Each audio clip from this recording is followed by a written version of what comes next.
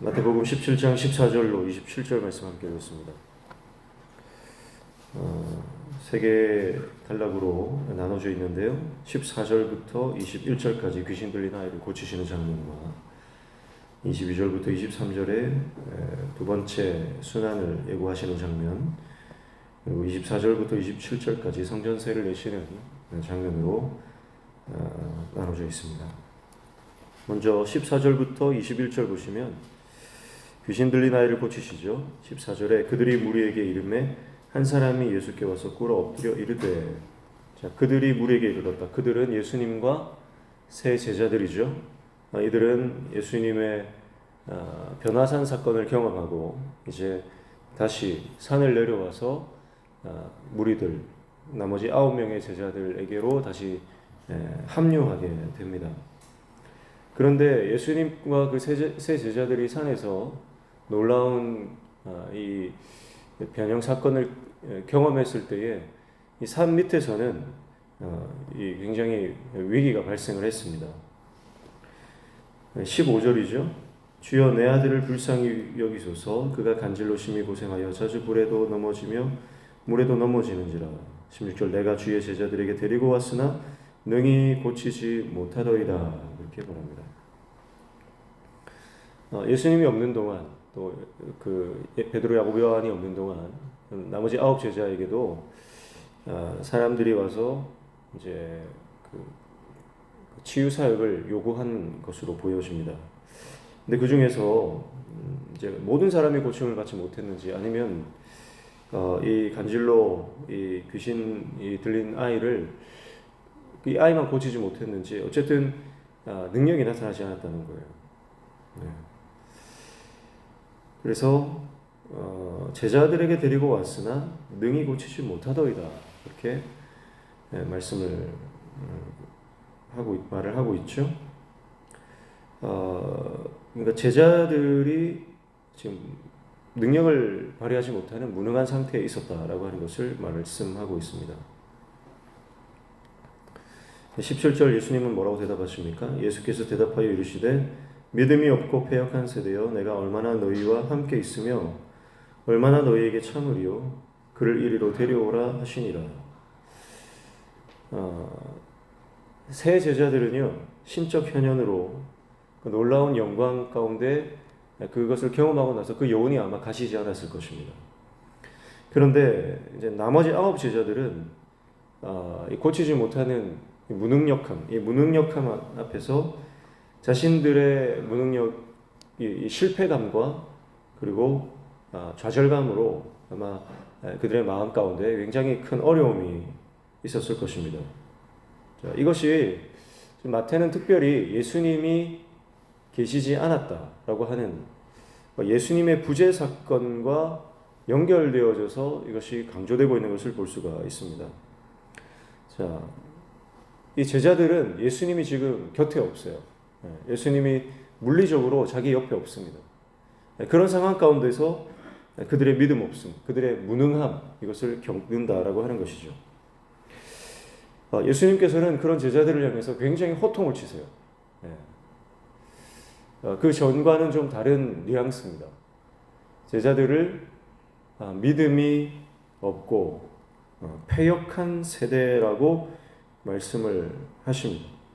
여기에서 믿음이 없고 패역한 세대를 이제 해석에 따라서요, 제자들이 믿음이 없고 제자들이 믿음 없음으로 인해서 그 병든 자, 귀신 들린 자를 데리고 온 사람들이 패역하게 되는 결과로 이어졌을 수도 있고요. 아니면 제자들이 믿음도 없고 패역한 세대고 둘 다 해당될 수도 있고요.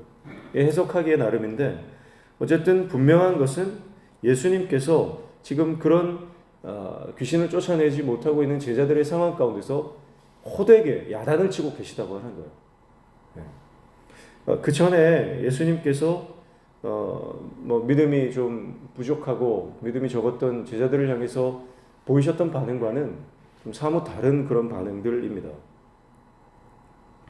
왜 이렇게 예수님께서 호통을 치실까요?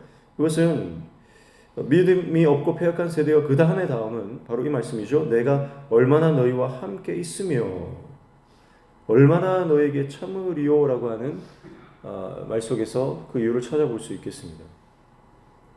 예수님께서 굉장히 분노하고 계신데 내가 너희와 얼마나 함께 있으며 라고 말씀하시는 거예요. 왜냐하면 앞으로 예수님은 계속해서 제자들을 떠나는, 물리적으로 육체적으로 제자들과 함께 할 시간이 얼마 남지 않았다는 거예요. 그러니까 제자들에게 강하게 밀어붙이면서 그들을 강하게 훈련시키면서 앞으로 내가 없을 건데 너희가 여전히 믿음이 없으면 안 된다라고 하는 그런 말씀을 하고 있는 것으로 보여집니다. 공생의 후반부죠.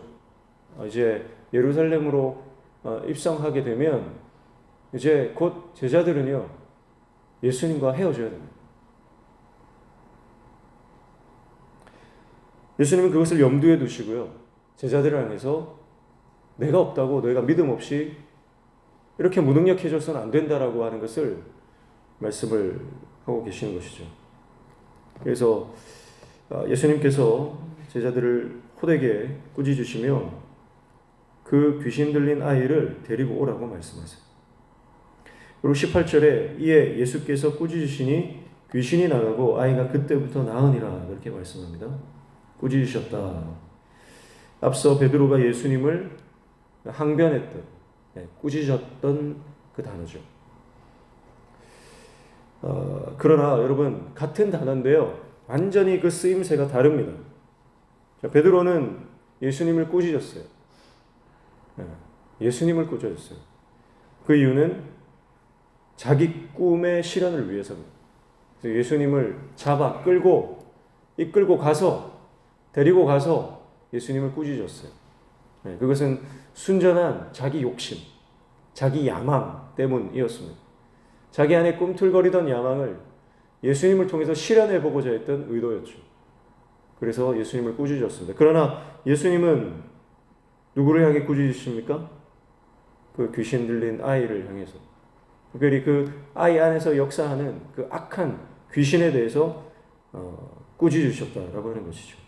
예수님이 꾸짖으셨던 목적은 뭡니까? 사람을 살리기 위함이었죠. 하나님의 나라를 확장시키고 하나님의 나라를 이 땅에 가져오기 위해서 예수님께서는 그 아이 속에 들어있었던 귀신을 꾸짖으시는 것입니다.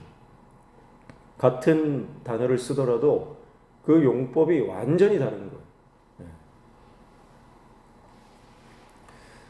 사랑하는 성도 여러분, 우리가 많이 쓰는 그런 단어들이 있죠. 그러나 그 단어들이 내가 예수님을 알기 전과 알기 후에는 완전히 다른 의미가 됩니다. 또 내가 하나님 나라를 꿈꾸고 하는 말과 하나님 나라 없이 세상을 꿈꾸는 말은 그 말이 비슷하다 할지라도 완전히 그것은 다른 의미가 된다라고 하는 것입니다. 예를 들면 꿈이라고 하는 단어, 희망이라고 하는 단어들, 또 평등이나 자유나 이런 좋은 단어들이 많이 있죠.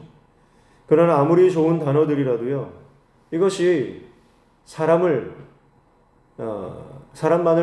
위하고 세상만을 추구한다면요, 그 단어의 본질적인 가치를 끌어낼 수 없습니다. 그러나 그 단어들이 주님 안에 있을 때는 그것이 참된 가치를 얻게 되는 것입니다. 사랑이라는 단어도 그래요. 사랑이라는 단어도요, 내가 주님 안에서 이 사랑하게 되면요, 이 사랑은 하나님의 사랑이 됩니다. 그러나 세상과 사람과 물질에 대한 것으로 이 단어가 쓰여진다면요, 이 사랑은 세상적인 단어밖에 되지 않은 것이죠. 오늘 우리의 말이, 우리의 언어가, 우리의 단어가 주님 안에서 새롭게 가치 부여되고 의미가 부여되는 귀한 은혜가 있기를 축복합니다. 자, 예수님은 그 아이 속에 있었던 귀신을 꾸짖으십니다. 그랬더니 귀신이 나가고 그 아이가 그때부터 낫게 됩니다. 자, 예수님은 말씀 한마디로 귀신을 쫓아내시고 아이의 영혼을 회복시켜 주셨습니다. 제자들은 예수님께 묻고 있습니다. 19절에 이때 제자들이 조용히 예수께 나와 이르되 우리는 어찌하여 쫓아내지 못하였나이까 묻습니다. 자, 제자들의 이 물음은요, 다분히 우리에게 부족한 게 뭡니까? 어떤 면에서 우리가 뭘 잘못했습니까? 어떤 기술적인 문제가 있습니까? 아니면 어떤 우리가 자신감이 없었기 때문입니까? 어떤 테크니컬적으로 우리가 뭘 빠뜨렸는지, 어떤 절차, 어떤 과정, 어떤 프로그램, 이런 측면에서 제자들이 묻는 거라고 볼 수 있어요. 지금 우리가 뭘 빠뜨렸죠? 뭘 실수했죠? 그런데 예수님은요, 단호하게, 명료하게 말씀하십니다. 20절 이르시되 너희 믿음이 작은 까닭이니라. 진실로 너희에게 이르노니 만일 너희에게 믿음이 겨자씨 한 알만큼만 있어도 이 산을 명하여 여기서 저기로 옮겨지라 하면 옮겨질 것이요 또 너희가 못할 것이 없으리라. 이렇게 말씀하십니다. 예수님의 대답은 분명했죠. 원인은 믿음이었다. 믿음이 없었기 때문이에요. 제자들은 우리가 어떤 기술이 좀 없었습니까? 아니면 방법이 좀 잘못됐습니까? 아니면 우리 안에 뭔가 또 자신감이 없어서 그런 겁니까? 다양한 어떤 그 원인들을 찾으려고 했던 것 같습니다. 그러나 예수님은 너희가 믿지 않았기 때문이다. 믿음이 없었기 때문이다. 그렇게 말씀하십니다. 하나님께서 우리에게 요구하시는 것은요, 우리의 능력이 아닙니다. 하나님께서 우리에게 요구하시는 것은 우리의 지혜가 아닙니다. 우리의 지식이 아닙니다. 우리의 경험이 아닙니다. 방법이 아닙니다. 하나님이 우리에게 원하시는 것은 믿음입니다. 믿음이 필요한 것입니다. 제자들은 이미 예수님으로부터 병고침, 귀신을 쫓아내는 권세를 받았습니다. 이미 받았어요. 마태복음에는 등장하지 않지만 다른 복음서에 보면 이미 제자들은 많은 귀신을 쫓아내고 능력을 행했던 상태입니다. 그런데 지금 상황이 좀 바뀌었다고, 대상이 좀 바뀌었다고, 여러분, 그들이 믿음이 싹 사라져 버린 것입니다. 이미 받은 권세도 내 안에 믿음이 없다면 그것을 사용하지 못한다는 것을 우리는 발견할 수가 있습니다. 사랑하는 성도 여러분, 우리는 예수 그리스도를 통해서 하나님의 자녀되는 권세를 받았습니다. 이미 우리는 그 권세를 소유한 자입니다. 예수 이름의 능력이 우리 안에 있습니다. 근데 왜 우리 삶 가운데 그 능력이, 그 권세가 나타나지 않습니까? 내 안에 믿음이 없기 때문입니다. 의심했기 때문입니다. 사랑하는 성도 여러분, 오늘 우리 안에 믿음이 충만하기를 축복합니다. 아니, 충만하지 않아도요, 예수님은 겨자씨만한 믿음만 있어도 된다고 말씀하세요. 겨자씨만한 믿음이 있어. 이 산을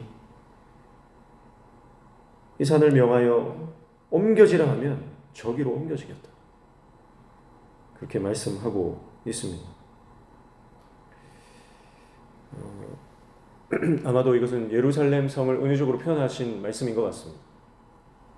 예수님께서 이 성전이 무너지게 될 것이다. 그 예루살렘 성전이 있는 시온산, 결국은 성전이 다 무너지죠. 예수님의 말씀이 그대로 실현되고 예언이 성취되는 것을 아마 염두에 두시고 산이 옮겨질 것이다. 그렇게 말씀하신 것으로 보여집니다. 사랑하는 성도 여러분, 믿음은 불가능이 없습니다.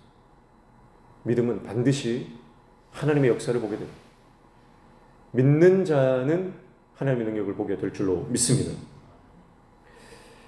그래서 예수님께서 믿음에 대해서 굉장히 강조를 하시고 이 믿음 없음에 대해서 굉장히 야단을 치시는데, 이제는 제자들이 어르고 달래는 수준이 아니잖아요. 제자들이 예수님과 얼마나 많은 시간들을 지금 함께하고 수많은 기적들을 경험했습니까? 그러니까 신앙에도 단계가 있죠. 우리가 신앙의 초보일 때, 예수 믿은 지 얼마 되지 않았을 때는 주님이 우리를 어르고 달래고 위로하고 격려해 주시지만, 우리가 이제 어느 정도 제자의 훈련을 많이 받은 단계에서는요, 만약에 믿음이 없다 그러면 호되게 우리를 야단치시는 그런 모습도 우리는 기억을 해야 할 것입니다. 22절, 23절은 두 번째 순환 예고를 하시죠. 22절 갈릴리에 모일 때에 예수께서 제자들에게 이르시되 인자가 장차 사람들의 손에 넘겨져 죽임을 당하고 제3일에 살아나리라 하시니 제자들이 매우 근심하더라. 본격적 예루살렘 여정을 앞두고 두 번째 순환 예고를 하고 있습니다. 그런데 제자들의 반응은 어떻습니까? 매우 근심했습니다. 매우 근심했다.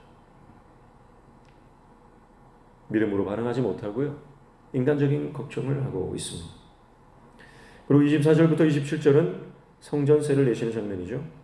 자, 24절을 보니까 가버나움에 이르니 반세계를 받는 자들이 베드로에게 나와 이르되 너의 선생은 반세계를 내지 아니하느냐 그렇게 말하고 있어요.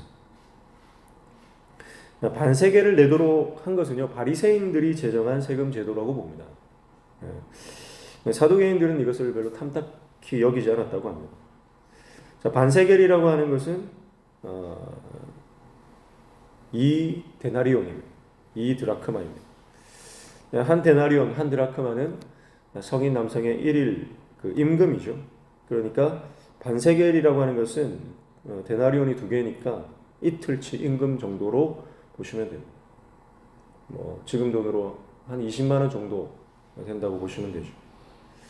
이 반세겔을 세금으로 내도록 했습니다. 그런데 예수님께서 뭐라고 말씀하시죠? 25절에 이르되 내신다 하고 집에 들어가니 예수께서 먼저 이르시되 시몬아 내 생각은 어떠하냐? 세상 임금들이 누구에게 관세와 국세를 받느냐? 자기 아들에게냐 타인에게냐? 그렇게 말씀하시죠. 자, 성전세를 내야 되는데요. 반세겔을 다 내도록 사실은 그 속전으로 속량값으로 다 내게 되어 있는데 예수님은 사실 내실 필요가 없는 분이에요. 왜냐하면 세금이라고 하는 것은 자기 자식들에게 왕이 자기 자식들에게 왕족들에게는 받지 않거든요. 예수님은 성전의 주인이시고 하나님의 아들이시잖아요. 그러니까 성전세를 내실 필요가 없는 분이다 그렇게 말씀하세요. 베드로가 이렇게 말하죠. 26절에 베드로가 이르되 타인에게니이다. 예수께서 이르시되 그렇다면 아들들은 세를 면하리라. 하지만 예수님은 뭐라고 말씀하십니까? 27절에 그러나 우리가 그들이 실족하지 않게 하기 위하여 내가 바다에 가서 낚시를 던져 먼저 오르는 고기를 가져 입을 열면 돈 한 세겔을 얻을 것이니 가져다가 나와 너를 위하여 주라 하시니라. 이렇게 말씀합니다. 자, 예수님은 세금을 낼 필요가 없으신 분입니다. 그러나 지금 그 세금을 내고 계세요. 그 이유가 뭡니까? 그들이 실족하지 않게 하기 위하여. 자, 여기서 실족하지 않게 하는 것은 그들과 불필요한 갈등과 논쟁 가운데 빠지지 않겠다는 그런 말씀이에요. 사실 낼 필요는 없지만 굳이 그것 때문에 내가 그들과 걸리돌이 되는 그런 일들을 하지 않겠다라고 하는 말씀입니다. 그래서 세금을 내시는데 그 세금을 내실 때 예수님께서 어떻게 그 세금을 마련하시냐면 베드로에게 바다에 가서 낚시를 해서 고기를 잡아와라. 그러면 그 고기 안에 한 세겔이 있을 거다. 그렇게 말씀하시고요. 그렇게 했더니 정말 그 물고기 뱃속에 한 세겔이 들어 있었습니다. 그러니까 예수님께서 이 세금 내는 장면을 통해서도 예수님의 신적 권위를 드러내고 계세요. 신적 권위. 그리고 세상이 요구하는 그 성전세를 이 신적인 하나님의 초월적인 방법으로 그 세금을 내고 계신 것을 볼 수가 있습니다. 이 사건을 통해서 예수님은 여전히 창조주이시며 만물의 주관자이시다라고 하는 것을 은연중에 드러내고 계신 것을 볼 수가 있습니다. 사랑하는 성도 여러분, 오늘 예수님께서 제자들에게 믿음을 요구하고 계십니다. 믿음이 필요하다. 부흥은 믿음을 소유한 자들을 통해서 일어납니다. 하나님의 역사는 믿음의 사람들을 통하여서 하나님이 역사하시죠. 오늘 우리에게 필요한 것은 다른 여러 가지 어떤 것이 아니라 바로 믿음입니다. 믿음으로 주님 앞에 나아가 하나님의 영광을 보고 또 우리의 믿음을 통해서 하나님 나라가 확장되며 또 세상 가운데 고통받고 눈물 흘리는 자들이 회복되는 놀라운 역사가 일어나기를 주님의 이름으로 축복합니다. 기도하겠습니다.